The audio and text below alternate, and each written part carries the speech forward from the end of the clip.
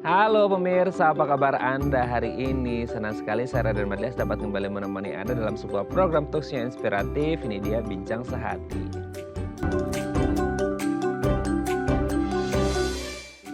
Ya, yang namanya orang pasti nggak ada yang mau sakit ya. Segala macam jenis penyakit pasti orang nggak mau alami. Tapi mungkin selama pandemi kemarin ya, kita sering melihat ada berbagai macam penyakit yang kayaknya rentan banget ketika orang mengalami COVID. Salah satunya adalah penyakit asma.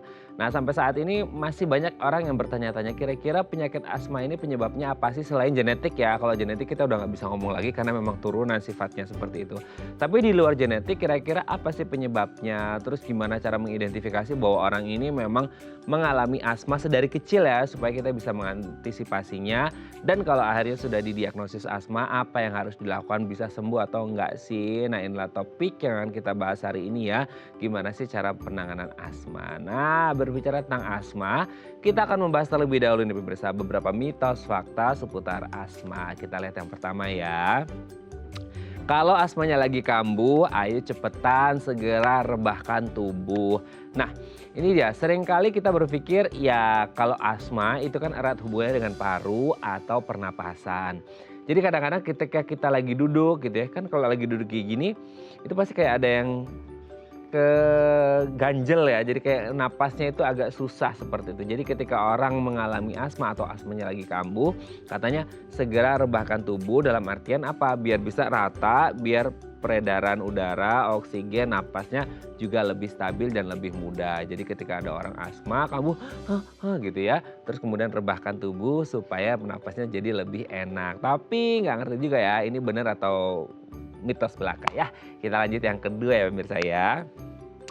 Asma mudah kambuh kalau kita lagi berada di tempat yang lembab. Nah, Indonesia itu kan sebenarnya negara tropis gitu ya. Tapi ya mungkin ada beberapa tempat juga spot-spot di Indonesia yang tempatnya itu lembab. Mungkin ya di tempat-tempat tertentu lah ya seperti itu. Tapi pertanyaannya gini, apakah ada hubungannya tempat yang lembab sama kambuh atau tidaknya asma seseorang? Lah gimana ceritanya kalau akhirnya ada orang yang punya riwayat asma dan tinggal di daerah atau kawasan yang lembab? Bakal kambuh terus dong setiap hari ya, seperti itu ya. Atau nanti kita akan bahas deh, masih ada hubungan enggak antara tempat yang lembab dengan kambuh atau tidaknya asma. Ini jadi perhatian untuk kita semua yang tinggal di kawasan yang lembab ya. Oke, kita lanjut yang ketiga ya pemirsa ya. Penggunaan inhaler bisa sebabkan kecanduan. Nah, inhaler dalam dunia perasmaan gitu ya, ini menjadi salah satu instant helper ya. Jadi barang atau produk gitu ya yang berjasa besar bagi mereka yang punya riwayat asma ketika asmanya lagi kambuh. Sering dong Anda ngelihat kalau mungkin teman Anda atau kerabat Anda atau orang di sekitar Anda atau mungkin Anda sendiri yang mengalami asma pasti sebagian besar memiliki inhaler. Nah, inhaler ini berfungsi untuk membantu melancarkan pernapasan ketika terjadi asma. Seperti kita tahu kan kalau asma kan berarti susah napas ya. Nah, seperti itu. Nah, inhaler ini berfungsi untuk melancarkan dan membantu pernapasan supaya keluar masuknya oksigen di tubuh kita ini menjadi lebih lancar. Tapi ada yang bilang ini, di satu sisi inhaler ini kan membantu untuk mereka yang mengalami asma. Tapi ada yang bilang juga, iya sih membantu. Tapi akhirnya kalau akhirnya setiap asmanya kambuh terus pakai inhaler, so ini akan menimbulkan ketergantungan. Nah, apakah demikian? Berarti kalau ketergantungan kan ini hanya untuk sesaat ya, tidak bisa mengatasi. Apakah demikian? Nanti akan kita bahas ya. Oke, kita lanjut yang keempat ya pemirsa ya. Suplemen dapat atasi asma. Nah, ada banyak orang berspekulasi terkait apa yang harus dilakukan atau penanganan asma ini seperti apa. Karena banyak yang masih bingung ya, masih kayak penyebabnya, kemudian gejalanya, dan akhirnya penanganannya seperti apa. Karena kadang-kadang kita melihat ada orang tua gitu ya, atau kakek neneknya ngalamin asma, turun ke bapak ibunya, turun ke dianya, dan lain sebagainya. Jadi salah satu tindakan yang dilakukan entah itu antisipatif atau pengobatan adalah dengan mengonsumsi suplemen. Apakah suplemen bisa mengatasi asma? Apakah ini untuk short term atau long term? Nanti akan kita bahas ya. Oke, kita lanjut yang terakhir pemirsa ya. Penderita asma nggak boleh berolahraga. Nah, ini juga sering banget ya. Coba deh, Anda kalau lagi berolahraga salah satunya kan pasti dampaknya adalah sehat. Tapi selama melakukan olahraga kita pasti agak lumayan ngos-ngosan, betul nggak sih? Kayak gitu, karena mungkin capek dan lain sebagainya. Apalagi kalau ngatur napasnya agak kurang pas seperti itu ya. Nah, ngomong-ngomong tentang ngos-ngosan, ini kan erat kaitannya juga dengan asma. Nah, orang asma katanya nggak boleh berolahraga karena takutnya ngos-ngosan dan akhirnya asmanya bisa kambuh. Tapi kan olahraga untuk kesehatan juga ya. Oke, itu tadi beberapa mitos fakta seputar asma dan kami akan membahasnya saat lagi. Tetap bersama kami di Bincang Sehati.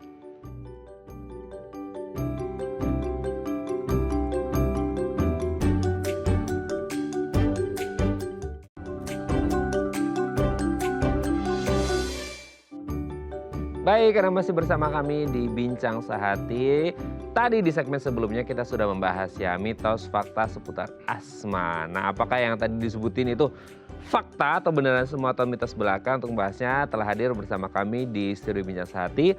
Ada Dr. Desilia Atikawati SPP FAPSR, spesialis paru dari Rumah Sakit Sen Carolus Sumarekon Serpong. Selamat pagi Dok, apa kabar? Halo, selamat pagi Mas. Alhamdulillah baik. Baik ya Dok ya. Hari ini kita ketemu ngomongin seputar asma. Ya, ini menjadi salah satu penyakit yang momok apalagi di masa pandemi ya Dok ya. Iya. Karena orang waduh asma. Udah kita tahu ya kalau COVID itu juga menyerangnya kan di paru atau pernapasan. Jadi lebih parah lagi dan parah lagi gitu ya. Nah, hari ini kita akan membahas seputar asma, tapi kita mau bahas terlebih dulu mitos faktanya ya Dok ya. Yang pertama nih Dok, kalau asmanya lagi kambuh katanya suruh langsung rebahin badan. Mungkin kalau nalarnya atau analoginya orang awam adalah, oh kan asma itu susah napas. Jadi ketika rebahan lebih enak napas kali ya. Kayak orang tidur kan jadi lebih badannya lebih rileks seperti itu. Nah, itu ada hubungan gak sih Dok antara rebahin tubuh sama kalau asmanya lagi kambuh gitu? Sebetulnya itu mitos juga ya, karena biasanya kalau orang itu serangan asma, terutama semakin berat serangan asmanya, justru dia akan semakin susah untuk tidur terlentang. Jadi biasanya kalau memang terasa sudah ada gejala serangan asma atau asmanya kambuh, justru duduk tegak ya, sit up straight, tenang, atur nafas ya, kemudian menggunakan obat inhaler ya atau obat pelega yang sudah disarankan oleh dokter sebelumnya. Oh, oke. Dan nah ini juga kadang-kadang orang berpikirnya gitu Dok, ketika kita coba baca-baca ya kalau di googling atau segala macam, kayak kalau kita gini duduk ya Dok ya, itu kan kadang-kadang kita ngerasa kayak empet ya gitu, kayak engap gitu ya. Apalagi kalau biasa nih orang penyanyi gitu ya, itu kan beda nih kalau nyanyinya dia berdiri sama nyanyinya duduk. Nyanyinya duduk lebih jelek gara-gara pernapasannya agak susah seperti itu. Nah, ini berarti nggak berlaku buat asma ya Dok ya, karena tadi kan disebutkan kalau kambuh justru jangan rebahan tapi duduk sit straight gitu kan. Bukan hanya jangan ya, karena memang biasanya tidak bisa. Kalau misalnya dia serangannya ringan sedang ya mungkin masih bisa dia rebahan, tapi sudah mulai biasanya agak setengah duduk. Kalau serangannya sudah berat apalagi mengancamnya, biasanya dia justru malah makin bungkuk ke depan karena dia berusaha untuk mengambil napas untuk bernapas di situ gitu. Jadi kalau memang terasa ada serangan atau gejala yang bertambah, duduk saja tegak, diatur nafasnya seperti itu. Ini mitos yang menyesatkan berarti malah nggak bener ya. Oke ya pemirsa ya. Jadi kalau bisa jangan rebahan, justru duduk sempurna tegak itu bisa membantu Anda untuk mendapatkan atau mengolah napas lebih baik ya ketika asmanya kambuh. Oke Dok, kita lanjut yang kedua ya. Asma mudah kambuh kalau kita lagi berada di tempat yang lembab. Nah, tempat yang lembab itu nggak tahu maksud hubungannya dengan asma kambuh itu karena mungkin sugesti aja atau gimana sih Dok? Ya enggak, itu sebetulnya fakta. Oh fakta? Fakta ya, di tempat yang lembab yang kelembapannya tinggi itu memang biasanya dia bisa secara langsung mengiritasi saluran napas. Dia juga bisa merangsang ya persarafan dari saluran napas dan menyebabkan dia jadi menyempit sehingga gejala asmanya dia akan semakin memburuk. Biasanya juga kalau lembab itu udara relatif lebih stagnan sehingga untuk zat-zat seperti polusi dia jadi lebih banyak, terus juga memungkinkan zat-zat yang mencetuskan gejala asma juga lebih banyak ya. Biasanya tungau juga dia lebih banyak untuk tumbuh ya, partikel jamur seperti itu. Jadi memang kalau kelembapannya tinggi itu lebih memperburuk biasanya gejalanya asma. Gitu. Itu untuk yang tempat lembab itu apalagi lembabnya tinggi, maksudnya orang yang punya riwayat asma yang baru datang langsung merasakan atau mereka biasanya udah tinggal berapa lama baru merasakan sih Dok? Atau maksudnya benar-benar refleks datang langsung gitu? Tergantung juga ya, tergantung tingkat kelembapannya berapa, tergantung dia pada basicnya kontrol asmanya seperti apa, yaitu nanti apakah dia langsung gejalanya atau mungkin butuh waktu beberapa hari atau butuh waktu berapa lama, ya itu tergantung hal-hal tadi Beda lagi ya, per begitu. individunya mungkin kondisinya berbeda-beda gitu ya. Oke, berarti benar adanya ya pemirsa ya, kelembapan itu bisa mencetuskan kembali si asmanya. Jadi harus berhati-hati. Tapi harus dilihat juga ya tingkat kelembapan dan tingkat keparahan dari asma si orang tersebut gitu ya Dok ya. Betul. Oke, kita lanjut yang ketiga. Nah ini juga, ini kayaknya barang wajib yang selalu dibawa di tas orang yang punya riwayat asma, yaitu Betul. inhaler. Tadi juga dokter sempat mention ya, inhaler. Orang bilang, ya memang sih, maksudnya inhaler itu instant helper ya. Maksudnya bener-bener kayak pas lagi kambuh langsung gitu kan, seperti itu. Nah ada juga yang bilang, itu tuh nggak nyembuhin, cuman jadi akhirnya ketergantungan aja ya kan. Kita juga kadang-kadang berpikir, ya kan asma katanya nggak bisa disembuhin, ya udah pakai ini aja gitu. Nah apakah orang yang pakai inhaler, once pakai inhaler, maka selamanya akan ketergantungan sama inhaler atau gimana tuh Dok? Kalau inhaler tidak mengandung zat aditif ya, jadi kalau dibilang menyebabkan kecanduan ya itu mitos, itu tidak betul ya. Dan sebetulnya tergantung juga dari jenis inhalernya juga ya, karena memang untuk terapi utama asma memang adalah obat steroid inhalasi ya, atau anti radang yang lewat inhalasi, lewat dihisap ya, seperti itu. Nah, memang kalau dikatakan asma tidak bisa sembuh ya memang tidak sembuh ya, tapi bukan berarti dia tidak bisa dikontrol hingga misalnya bertahun-tahun dia tidak bergejala, tidak memakai obat pun juga bisa. Ya, tapi untuk menuju sampai sana memang tidak bisa dalam waktu singkat. Yang artinya inhaler pada orang-orang asma biasanya dipakai dalam jangka panjang. Seterusnya atau tidak ya tidak juga, bisa lepas atau tidak bisa. Tapi ya itu butuh tahap dan pelan-pelan menuju ke sana. Jadi ada follow up yang continue untuk bisa dia sampai lepas dari menggunakan inhaler. Berarti memang bisa lepas ya, cuman bisa. Kapan bisa lepasnya nggak akan ada yang tahu karena mungkin berbeda-beda setiap orangnya. Setiap orang beda, nanti ada follow up-nya misalnya tiap beberapa bulan, apakah nanti harus di step up, kita naikkan dulu misalnya dosis atau kita ubah dulu jenis obat, tapi nanti pada akhirnya bisa kok dia lepas dari obat inhaler dan terjaga hingga bertahun-tahun tidak serangan bisa. Oh mantap, luar biasa ya. Oke, jadi tidak menimbulkan kecanduan atau ketergantungan ya menurut saya. Kita lanjut yang keempat. Suplemen dapat atasi asma. Nah gimana nih, kan banyak orang juga kayak kamu kalau asma pakai konsumsi suplemen ini, suplemen itu segala macam. Suplemen dan dampaknya untuk asma gimana tuh? Ya dibilang ini bisa mitos dan fakta juga ya. Karena kalau kita dalam tubuh kita ada defisiensi mungkin vitamin tertentu ya, misalnya seperti vitamin D atau vitamin C atau vitamin E, dia bisa menyebabkan seseorang gejala asmanya lebih buruk, kontrol asma lebih buruk bisa. Jadi kalau dikasih suplemen itu bisa baik atau tidak bisa, tapi itu bukan satu cara untuk mengatasi asma, karena hal-hal lain juga ada banyak, yaitu hanya salah satu faktor aja ya yang mungkin yang memang harus kita penuhi juga ya, misalnya ya kecukupan dari misalnya vitamin-vitamin tadi. Tapi hal-hal lain juga perlu dilakukan ya, menghindari pencetus ya, berobat sesuai dengan anjuran dokter, kontrol rutin, itu juga jadi satu paket semuanya gitu. Oke, jadi satu paket semuanya, tidak hanya ngomongin suplemen aja gitu Ya, kan. kalau suplemen saja tapi dia tidak berobat, tidak menghindari pencetus sama saja. Bisa Sami tetap mawon ya. Sami mawon bisa tetap terjadi keluhannya. Oke Dok, yang terakhir ya. Nah ini aja, kan kadang-kadang kita tuh berpikir olahraga itu adalah sesuatu yang bagus, sesuatu yang bikin kita sehat. Tapi mungkin ada beberapa orang atau beberapa pendapat, anggapan yang mengatakan bahwa ketika orang mengalami penyakit tertentu katanya nggak boleh berolahraga. Entah itu katanya sakit tulang lah, sakit sendi lah, gitu segala macam, nggak boleh, nanti malah makin rapuh dan lain sebagainya. Nah kalau untuk asma, kan kalau orang berolahraga itu pasti ada ngos-ngosannya ya, ngos-ngosan momennya itu pasti ada kan, seperti itu. Betul. Nah sementara orang asma kan katanya nggak boleh capek-capek, nggak boleh sampai ngos-ngosan seperti itu, sehingga akhirnya takutnya asmanya kambuh. Boleh nggak sih orang asma berolahraga Dok? Boleh ya, justru asma itu olahraga itu sangat baik dilakukan oleh orang yang asma. Ya, olahraga itu efeknya bisa meningkatkan fungsi paru ya, meningkatkan imunitas juga ya, karena salah satu pencetus asma kan bisa infeksi saluran pernafasan ya, COVID misalnya, atau infeksi virus lain atau flu dan lain-lain, itu bisa jadi pencetus asma. Kalau dengan olahraga bisa meningkatkan imunitas kita untuk bisa melawan infeksi tersebut, meningkatkan kesehatan kardiovaskular dan lain-lain ya, begitu. Jadi olahraga sangat dianjurkan untuk orang asma. Namun ya tentunya kalau asmanya dia sedang serangan ya tidak akan mungkin bisa ya. Untuk bernafas saja kan sedang berusaha ya. Duduk aja susah tadi ya Dok.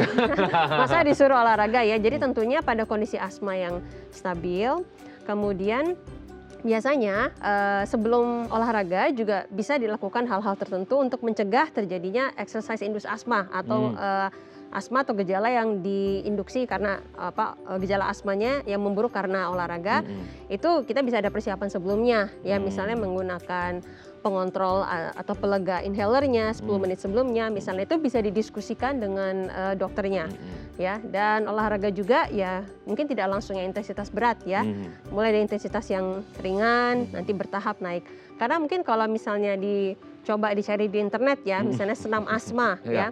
Kalau mungkin orang lihat senam asma Indonesia yang durasinya hampir 1 jam, mungkin kaget, masa orang asma disuruh senam seperti ini, padahal sebetulnya memang mau itu napas aja susah ya dok. pada kondisi asma yang memang terkontrol, dia kontrolnya bagus, bisa kok dia olahraga cukup berat juga seperti itu. Oke, jadi boleh dan bagus Ya. untuk olahraga bagi penderita asma, tapi harus disesuaikan pertama ketika kondisinya terkontrol, bukan pas lagi kambuh ya. Mentang-mentang Ya. pas lagi kambuh, aduh kata dokter bisa sembuh nih, ya udah aku olahraga. Jangan juga ya, Ya. nggak bisa ya. Ya. Oke ya, sudah terjawab ya pemirsa ya. Mitos fakta seputar asma, nanti kita lanjut lagi ngobrol seputar asma yang lebih detail lagi. Kalau Anda punya pertanyaan boleh di 021 290 3244 atau DM Instagram kami di @dafamily. Kami akan kembali saat lagi.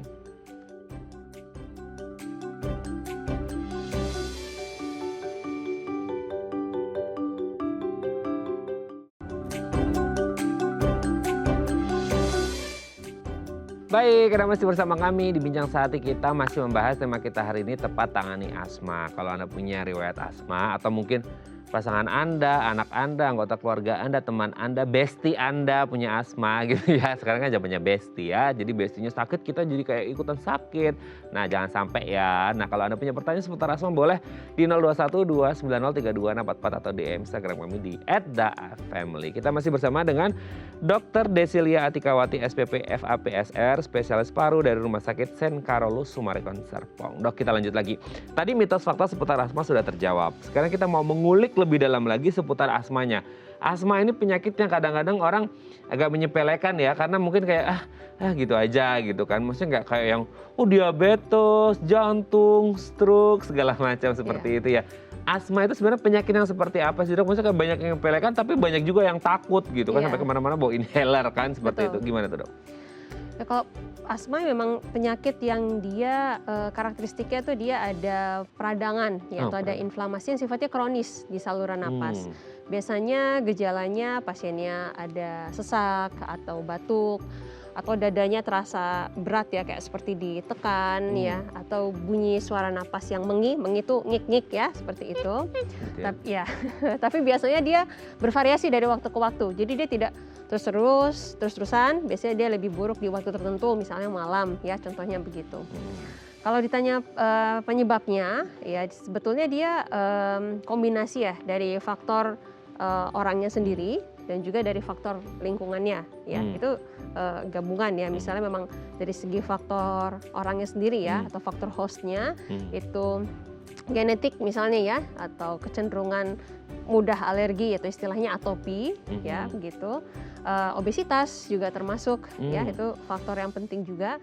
Dan kalau faktor lingkungannya ya misalnya seperti adanya alergen ya, atau hal-hal yang bisa mencetuskan alergi di lingkungan, polusi, rokok ya, itu jadi faktor-faktor itu semua yang bisa mencetuskan seseorang untuk terkena asma. Gitu. Oke, dok, ini yang menarik adalah kalau genetik kita nggak bisa bahas ya, karena udah turunan lah seperti betul, itu ya. iya. Nah, beberapa faktor eksternal yang bisa kita, maksudnya itu kalau genetik mungkin nggak bisa dimodif lah bahasnya gitu ya kalau bahasa.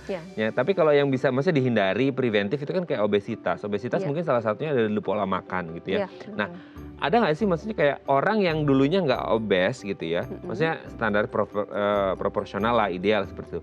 Tiba-tiba karena sedentary lifestyle lah ya, segala macam makan apa, junk food segala macam dimakan, hanya dia obes dan dia bisa mengalami asma. Betul, itu juga bisa. Karena berat badannya kah, atau maksudnya kayak karena berat badan akhirnya kayak saluran pernapasnya menyempit, akhirnya susah napas, atau gimana dok?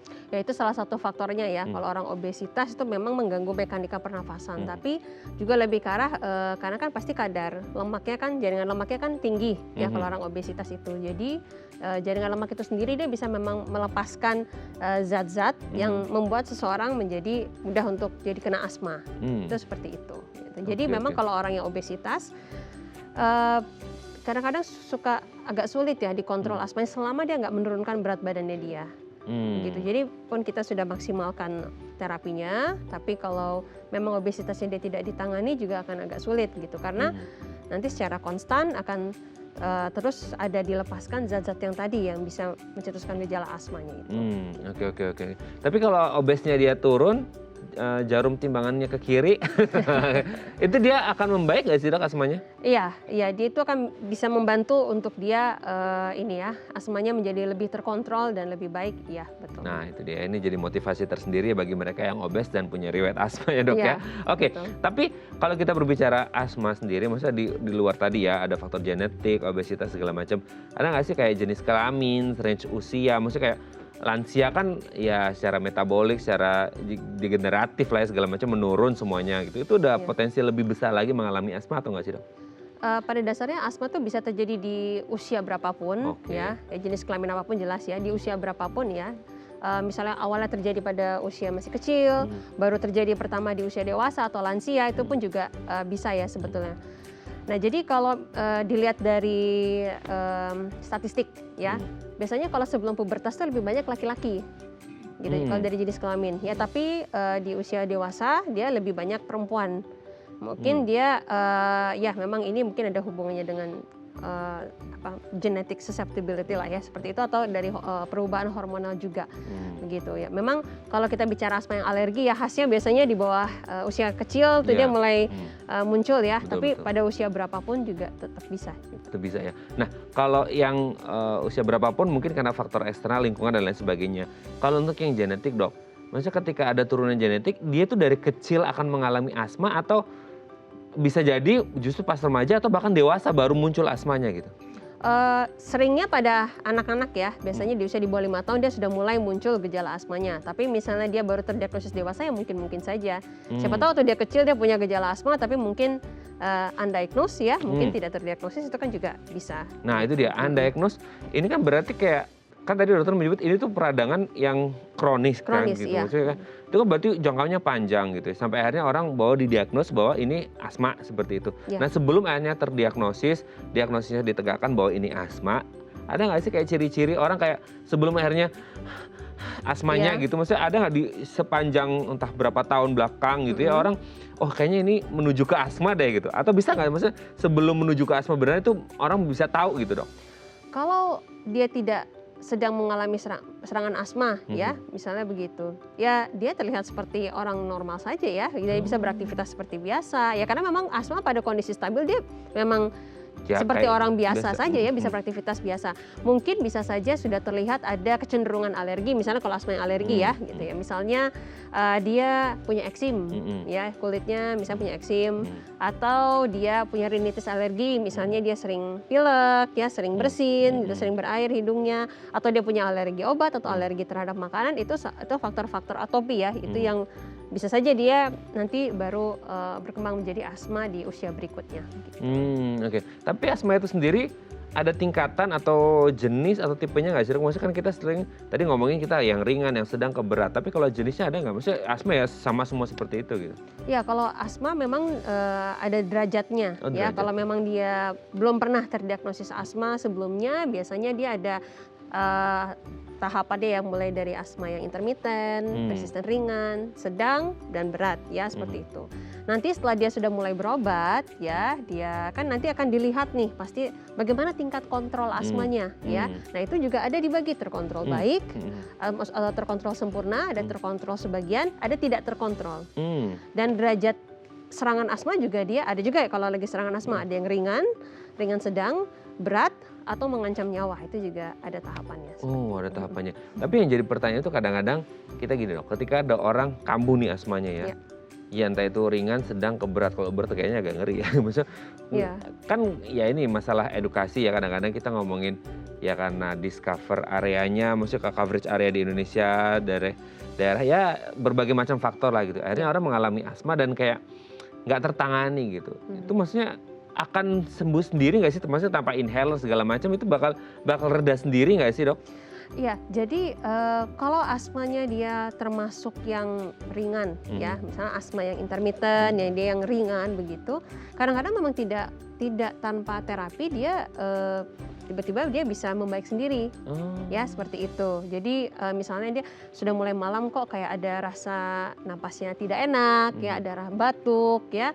Tapi kemudian dia coba atur napas, istirahat, dia bisa tidur, pagi bangun sudah baik. Nanti mungkin beberapa hari kemudian malam lagi kok seperti itu ya. Nah itu bisa saja itu terjadi. Tapi biasanya kalau itu sudah mulai berulang lama-lama dia akan membutuhkan pengobatan juga ya untuk mengontrol asmanya. Oke. Nah untuk kekambuhan itu kan kadang-kadang orang takutnya lupa bawa inhaler gitu Dok. Itu kan kayak wah mimpi buruk banget gitu untuk orang-orang. Untuk kekambuhannya sendiri, mungkin ini akan berbeda setiap orang ya Dok. Maksudnya kita nggak bisa mengukur. Tapi bisa nggak sih maksudnya perbedaan itu kayak dari yang awalnya katakanlah Dok ya kayak sebulan sekali nih kambuhnya. Terus karena mungkin tidak tertangani dengan baik dan berpikir cuman sebulan sekali dan masih ringan aja gitu. Bisa nggak kedepannya ketika tidak tertangani dengan baik tiba-tiba bisa berubah jadi seminggu sekali, bisa berubah lagi jadi 3 hari sekali, bisa jadi sehari sekali gitu? Bisa saja.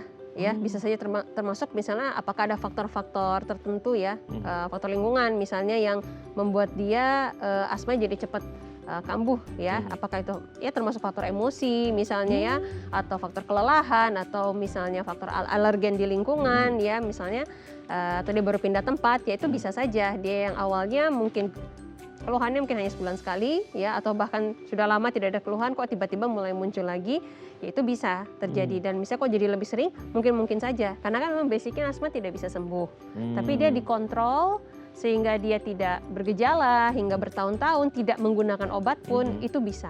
Tapi kenapa tidak bisa sembuh? Karena pada dasarnya struktur saluran nafas itu sudah berbeda. Kalau bisa kembali semula ya? Ya, jadi sebetulnya struktur saluran nafas kalau dilihat secara mikroskopis ya, mikroskopik itu memang dia sudah berbeda karena ada tadi inflamasi atau peradangan kronis itu dia memang sudah berbeda. Yang artinya mungkin saja saya sudah 10 tahun tidak pernah serangan, tiba-tiba ada sesuatu ya, termasuk misalnya kena COVID, habis itu kok jadi asmanya kambuh, bisa saja. Itu nggak 1-2 kali kita temukan ya, misalnya di keseharian. Itu jadi tetap bisa saja kambuh satu waktu begitu. Oke, karena memang sistem pernapasan udah beda gitu kalau dilihat ya. Betul. Oke Dok, nanti kita lanjut lagi ya. Ini menarik sekali seputar asma. Oke, pemirsa 021 290 3244 atau di Instagram kami di @dafamily. Kalau Anda punya pertanyaan, kami akan kembali saat lagi.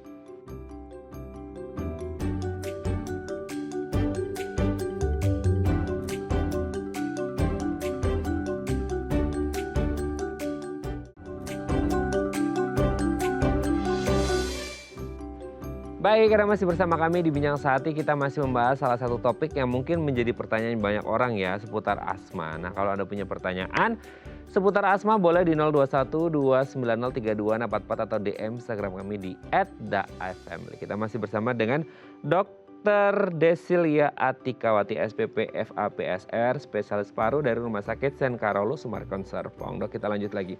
Yang menarik adalah kita udah ngomongin genetik tadi ya Dok ya, terus kemudian faktor makanan dan lain sebagainya, obesitas ya. Nah yang menarik itu yang alergi tadi Dok, maksudnya alergi itu kan selama ini mungkin kita ngertinya alergi itu orang gatel-gatel lah habis makan apa segala macam. Alergi juga bisa ke asma juga gitu, maksudnya selama ini kalau kita asma itu kayak mungkin entah itu asap rokok, debu kan kadang-kadang, jadi kalau orang yang asma itu benar-benar protektif banget kan seperti itu. Nah bisa nggak sih, maksudnya ketika orang-orang ini dapat asma karena hal tertentu, tiba-tiba ketika yang masih nggak ada riwayat alerginya, ketika ketemu asap atau ngisep asap gitu ya, atau ngisep debu, dia juga bisa memicu asmanya?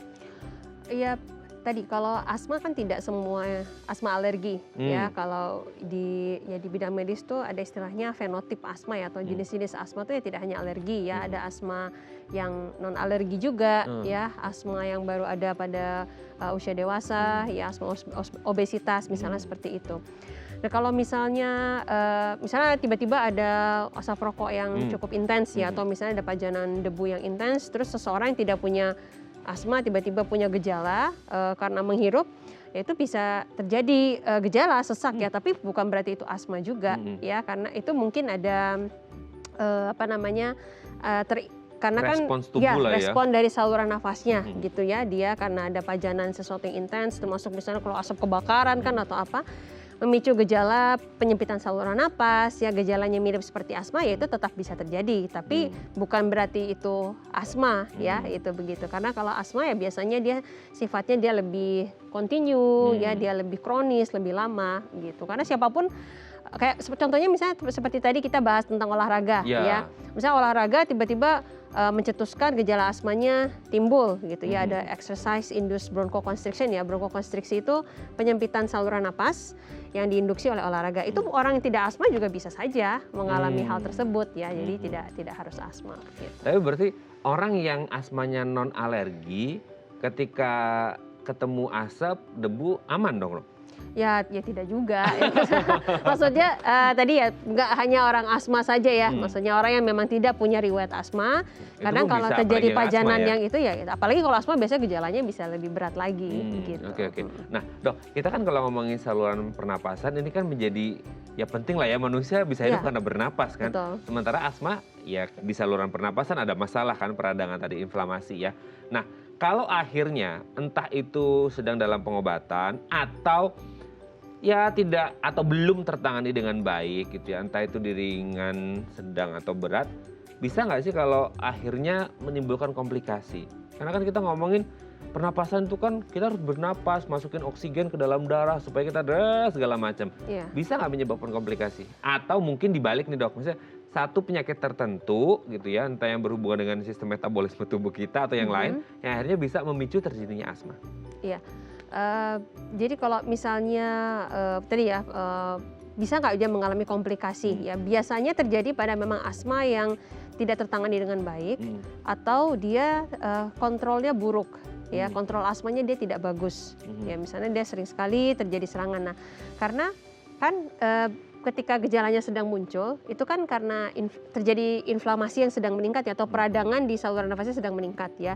Bayangkan saja kalau misalnya dia radang terus dia belum betul-betul sembuh, sudah tercetuskan lagi asmanya, radang lagi, belum sembuh radang lagi, lama-lama rusak kan ya saluran napas itu.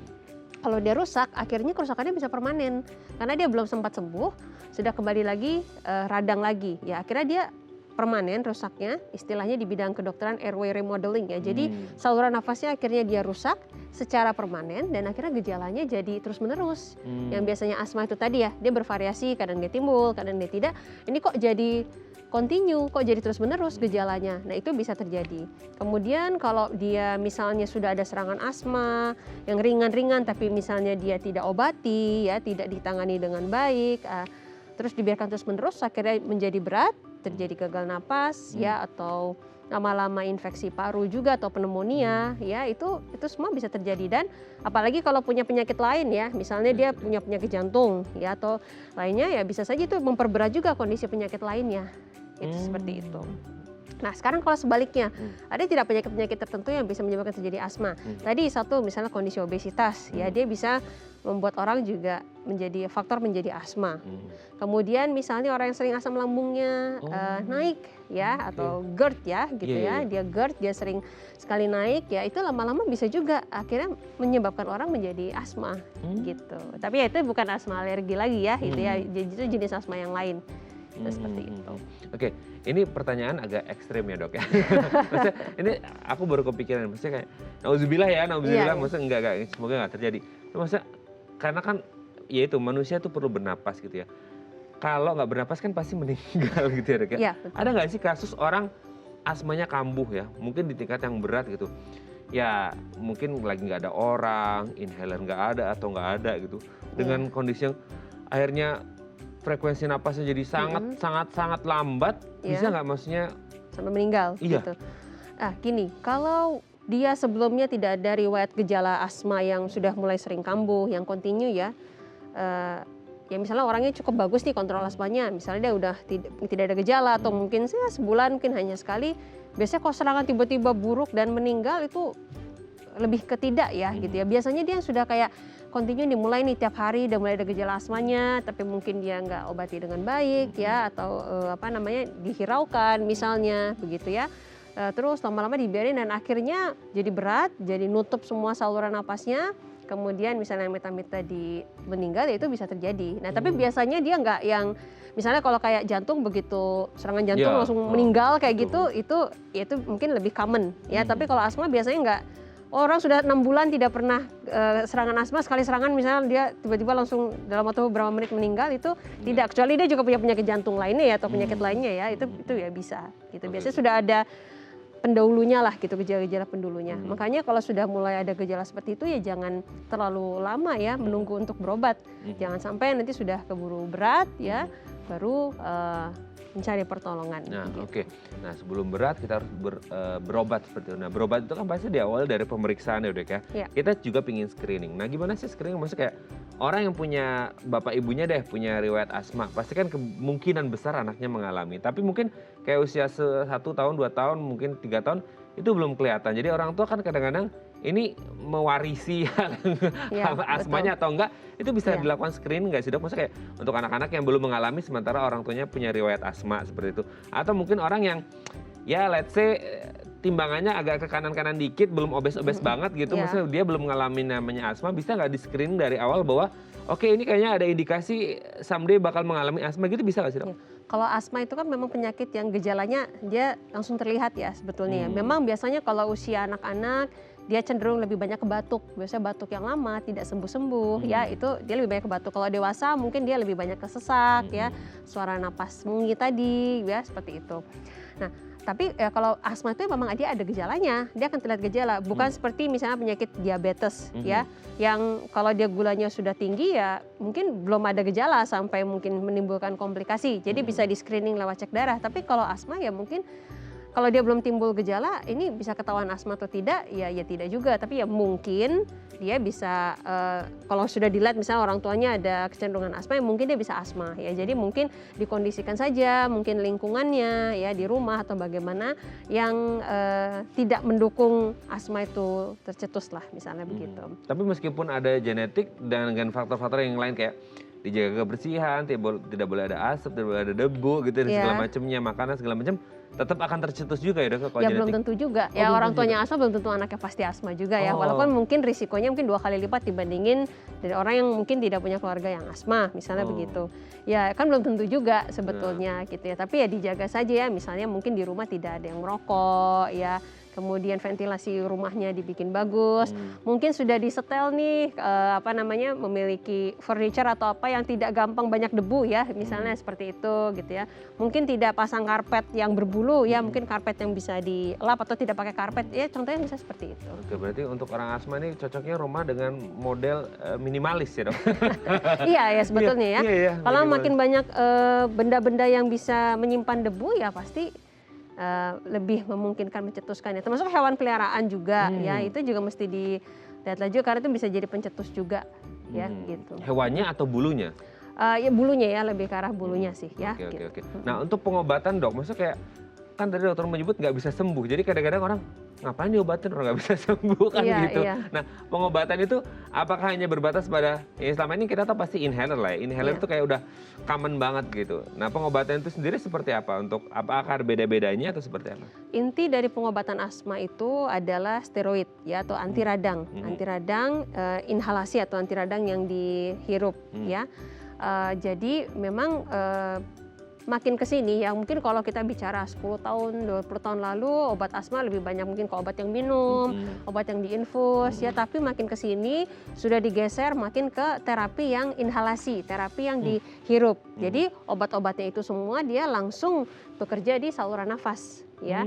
Jadi lebih ke arah dari segi safety jauh lebih aman sebetulnya dibandingin obat yang diminum atau diinjeksikan ya gitu, karena dia kan kerjanya lebih sifatnya lebih lokal ya. Apakah pasti tidak ada efek ke tubuh lain sistemik atau efek tubuh lainnya ya bukan berarti begitu juga, tapi dia jauh lebih ringan lah dari segi efek samping ya misalnya begitu. Ya itu dan misalnya ya inhaler tadi juga sebetulnya macam-macam sekali ya device-nya atau alatnya, isinya juga macam-macam sekali ya begitu. Itu nanti ditentukan oleh dokter saat memeriksa pasiennya. Gitu. Oke, berarti memang customize ya, Iya. semuanya customize gitu ya, Betul. tidak bisa dipukul rata semuanya. Oke dok, nanti kita lanjut lagi ya Oke. ngobrol seputar asma di segmen terakhir. Oke pemirsa, kalau Anda masih punya pertanyaan boleh ya di 021 290 3244 atau DM Instagram kami di @daifamily. Kami akan kembali saat lagi.